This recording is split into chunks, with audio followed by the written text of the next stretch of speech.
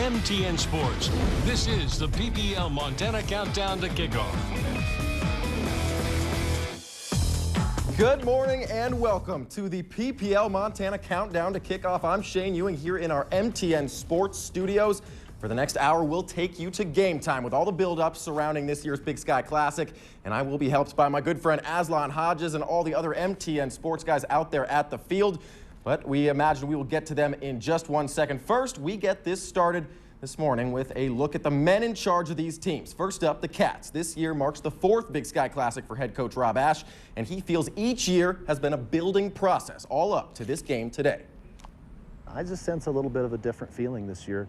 There's some kind of urgency to our mission right now. Guys feel like we've been close, but the close isn't good enough anymore. We need to do better. 8 wins, a possible Big Sky title, and a near certain berth in the playoffs. That's what you call better. Rob Ashe inherited a program in disarray, and rather than use a heavy hand to right the ship, it was his positive message that has paid dividends. I try to motivate with a deeper purpose so that guys play for each other, they play for the team, for the program. And I think that's a more longer lasting kind of motivation and deeper, more powerful kind of method to get guys to play. And the Cats have won on and off the field. MSU's APR, or academic progress rate, resulted in the loss of football scholarships prior to Ashe's arrival. Each year, that APR has improved, resulting in the restoration of scholarships and the return of homegrown talent on the Bobcat roster. I think we've really done a good job of making a commitment to Montana. I've traveled all over the state. We've recruited hard in the state, and you know, half our team is from Montana, half our starters are from Montana, and the core of our team is really from Montana, and we're going to continue to work that way. Now in his 4th season, Rob Ashe has seen his vision realized. The Cats entered today's contest 8-2, featuring key wins in the 4th quarter over Big Sky foes and even a pair of overtime thrillers. It's the sort of thing that has Rob Ashe feeling this could be the season Bobcat fans have waited for. I just have a feeling, Aslan, with this season that the stars are lining up, that this team just has a special aura about it, a special kind of resolve that gives us some confidence going into a very tough place to play. All right, now Rob Ashe's opponent for today, Robin Pflugrad, has stood on the sideline for a decade's worth of Big Sky Classics, but this is the first time he'll be the head coach. Earlier this week, Derek Berkeley asked the new man in charge about his coaching style and what this game means to him. You have a style as a coach where I think you watch in fall camp, there's a lot of laughing, there's a lot of fun. Talk about that style and what you really try to do as a head coach. Well, again, you try to blend every place you've been and every person you've been around, and not only head coaches but assistant coaches as well. And you know, college football is a tough racket. It really is. I mean, we asked them to go hit each other right in the face and then, hey, go get along with each other in the locker room. And so I think there has to be some camaraderie there, you know, some family living, and you know, you have to get along with each other. So we want to teach them the right way and be positive with them, because you know, they hear a lot of negatives throughout their lives. You've coached in it several times. Mm-hmm. What is it like to be involved in this rivalry? Well, it's an intense week of preparation. It's an intense day. You know, I think every moment of time that's on your mind, and not that other games aren't, but you know, I think the consequences are, you know, and the stakes are a little bit higher. And you can't go overboard with, you know, getting too fired up or jacked out of your mind, if you will. You got to have some fun with this rivalry as well. You know, it can't be all just, oh my goodness sakes, there's so much pressure about it. And you know, it has to be fun, and preparation has to be fun as well.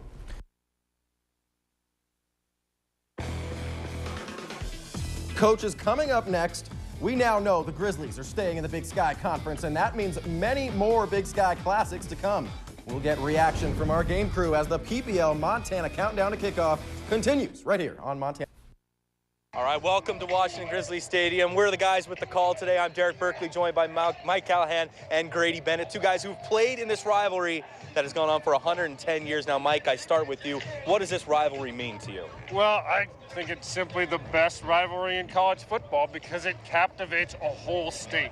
You know, they talk about being divisive, you're either a Cat or Griz, and that's true, but really both sides rally around this rivalry, and I'm happy that it's going to keep going. Grady, you've also played in this game. What does it mean to you to see that this is going to continue now into the future? Well, I think all Griz fans are very happy. I mean, either way it went, whatever Montana decided, Griz fans would have dealt with it. But the fact that we get to stay in the Big Sky and keep this rivalry is an awesome thing. And I agree with Mike. You know, other states have great rivalries, but there's a lot more universities, and some of those states have rivalries really with a school from another state. In Montana, this is it. It's Griz or it's Cats, and it's very special. And we are closing in on kickoff. Shane, we'll send it back to you right now.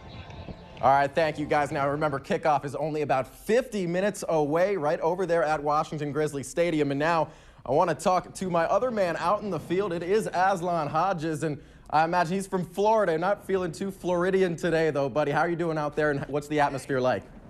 I'm doing great. This is football weather. This is Montana State football weather.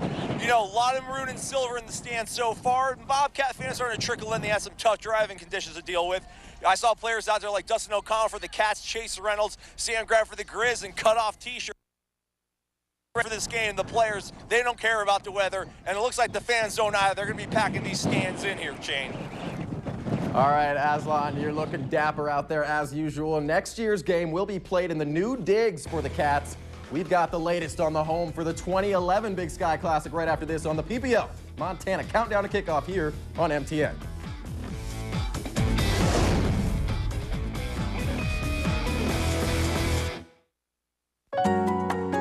Every day, the employees of PPL Montana wisely manage our state's resources, making a product that's beneficial to the economy of our state and its people. Our more than 500 employees make sure their fellow Montanans. All right, thank you for keeping it here on the PPL Countdown to Kickoff. And Aslan Hodges is there at the Skybox on Washington Grizzly Stadium. How are you doing, buddy? You keep it going out there as it looks freezing out there. No, it's okay. I appreciate your concern, though, Shane. You're such a good boy. But, you know, I'm doing just fine. You know, next year, obviously, the game will be in Bozeman, and it will be in the renovated Bobcat Stadium. Just yesterday, the university system gave unanimous approval to a $10 million remodel and renovation project at Bobcat Stadium. The vote gives a green light for an expanded renovation to the south end of Bobcat Stadium that will include bowling in the south end zone for an additional 5,200 seats, a multimedia scoreboard, field lighting, concessions area, and a locker room. MSU officials have said the university plans to have the renovation complete by the beginning of the 2011 season. Now, that plan had $10 million raised to get this plan and this renovation project underway. $1 million of that was due to an anonymous donation from a Bozeman donor. Our Lindsey Klein has more on that. You may know him as a former All-American center and linebacker for the Bobcat football team in the 1950s.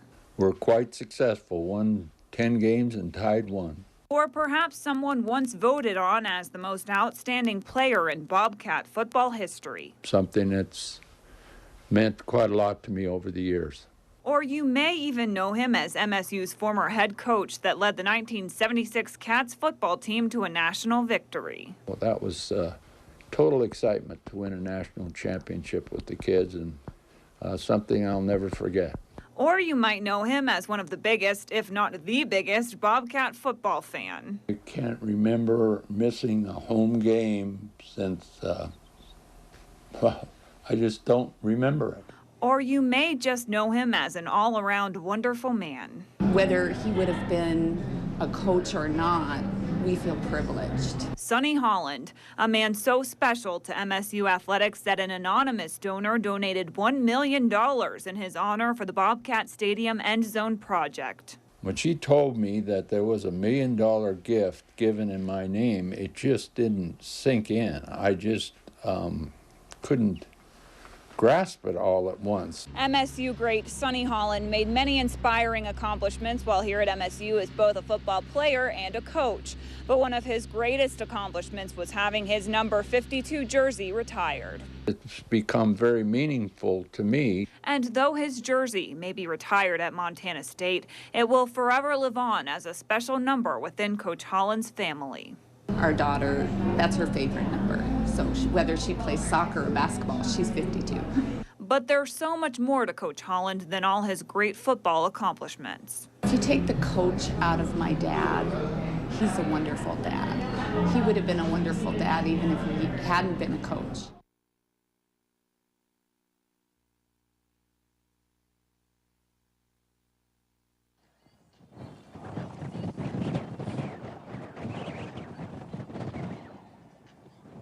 Sonny Holland, everybody at home knows that he was the head coach of that 1976 national title team at MSU, and a lot of the guys on that team were from Butte. And one of the first things I learned when I moved to Montana was that Butte is somewhat of a city divided, mainly the Grizzly fans there. But I found a little bit of a different story when I spoke to some boys from Butte. It was a cold day in hell when I signed with the Bobcats. They say Butte, Montana is Griz country. You have the Houck family, Colt Anderson, Native Sons, All-Americans, national champions. But before that, there were these guys, Ron Euland, Don and Dan Euland, All-Americans, national champions, Bobcats from Butte. And they helped paint the town blue and gold. You think that Butte is Missoula, but in our day, it was all in Bozeman. All Butte was Bobcats.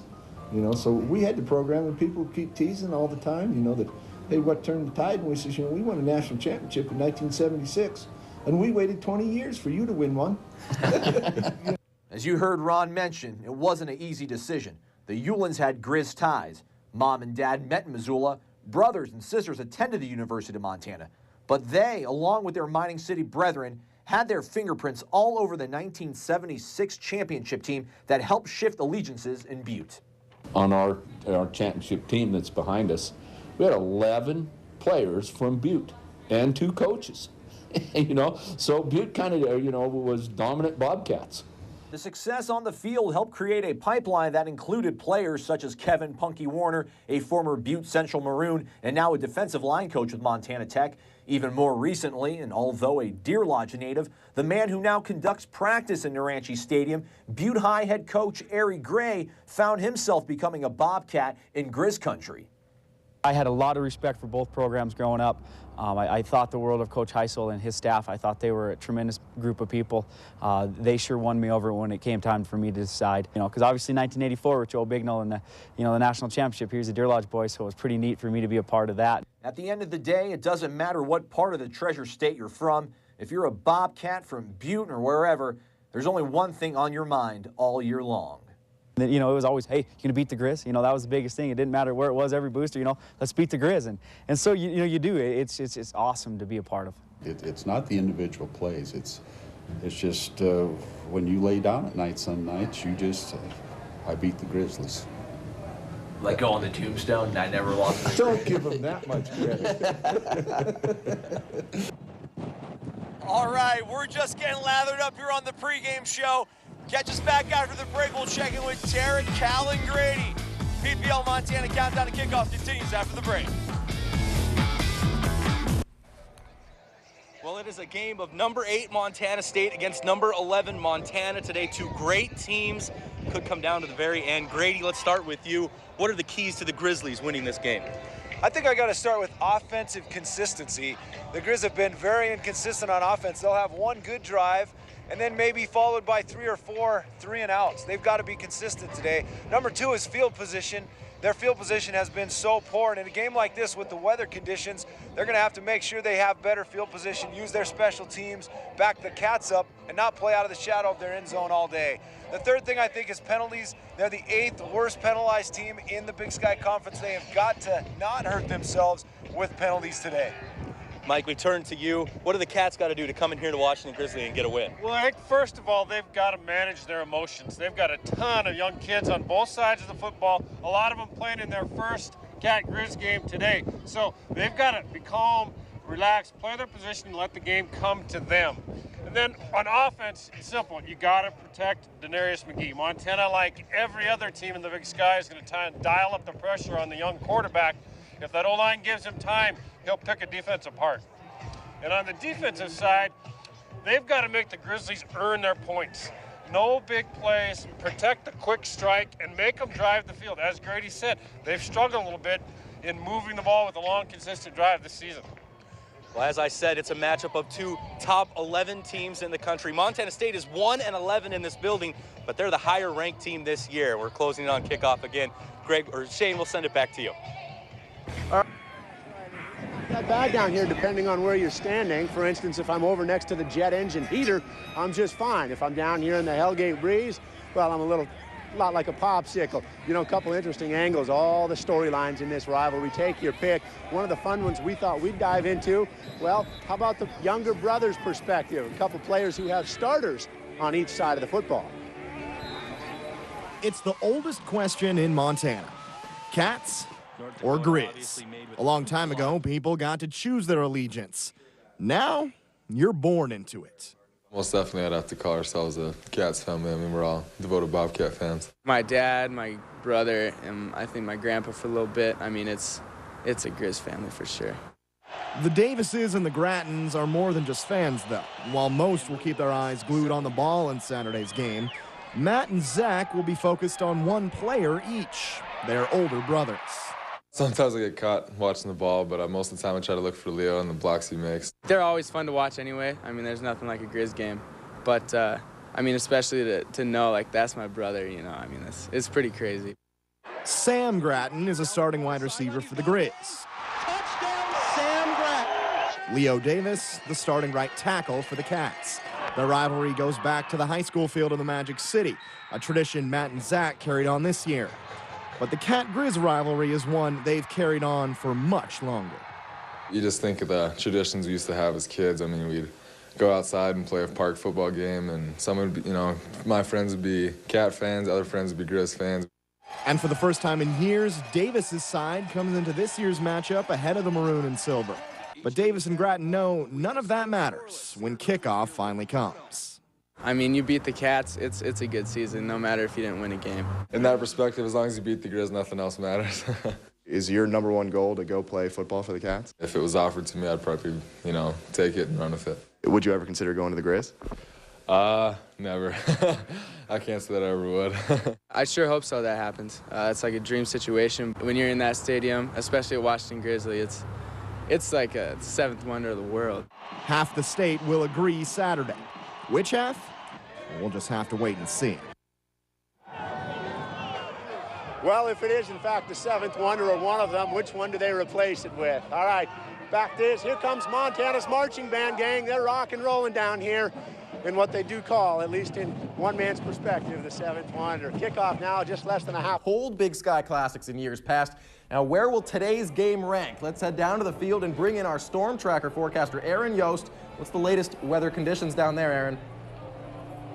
Well, it seems like a few diehard fans don't seem to care, but obviously if you're watching at home, you can tell the weather out here is pretty brutal. We've got wind chill values in the single digits. It feels more like 6 degrees in Missoula right now when you factor in the winds, even though the temperature is sitting in the low 20s, and obviously we've got some wind chills to deal with. Let's take a look at see who's dealing with those wind chill advisories across western Montana, not only the Flathead and Mission valleys, but also us for the game in the Missoula and Bitterroot valleys, where throughout the game those wind chill values will drop into the single digits below zero. They're expected to be 10 to 20 below zero into Sunday morning. And not only are we dealing with those cold temperatures and wind chills, but the snow. As you take a look, though, at some of the temperatures across the state, you can see that cold Arctic air starting to surge southward, and the temperature difference from the Continental Divide into north central Montana is so great. That's the reason we're seeing these gusty conditions and that are factoring in on the wind chills. But like I said, not only are the cold temperatures an issue, but the snow. Winter weather advisories in effect for the Missoula and Bitterroot valleys throughout the day today. You can tell the snow is blowing, and we continue to see the snow falling, and we'll continue to do so too, with 1 to 3 inches possible by the end of the day. And that obviously is going to play a factor in the players' ability to play the game. For that, let's go back to Derek, Mike, and Grady. All right, thank you, Aaron. We're dealing with the wind quite a bit up here on the roof of Washington Grizzly Stadium, and the players are going to be dealing with the wind and cold all day. Mike, I'll start with you. In conditions like this, how does it change the game? Well, obviously, you got to think first ball security. Both these teams have struggled with it this year. In the cold conditions, it's got to really be a strong point of emphasis. Grady, you've played as a quarterback in windy games like this. How does it change things for quarterbacks? Well, I'll tell you, Derek, this reminds me exactly of my junior year, 1989. Down in Bozeman, exactly the same conditions. Wind was blowing about 40 miles an hour. The temperature was about zero. It was snowing like this, and it was rough. We had a safety against us on a punt snap. I thought we were going to lose the game 2-0. Thankfully, we got the win in the fourth quarter and got a couple touchdowns in, but it's going to be very similar today, and it's going to come down to who manages this weather the best. And it could be another fourth quarter deciding this game. Well, Shane, we're going to head into the booth and warm up. We'll send it back to you. All right, thanks, guys. Have fun out there. No matter where you live in the state of Montana,